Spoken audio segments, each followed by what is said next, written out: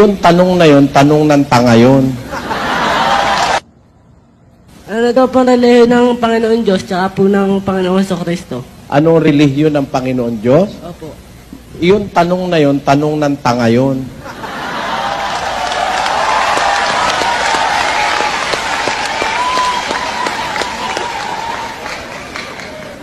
Kasi, ang kahulugan ng relihiyon, from the Greek, treskia, pakilagay sa screen, yung relihiyon sa Griegong Biblia, treskia, a derivative of 2357, ceremonial observance, religion, worshiping. Ang relihiyon, pagsamba.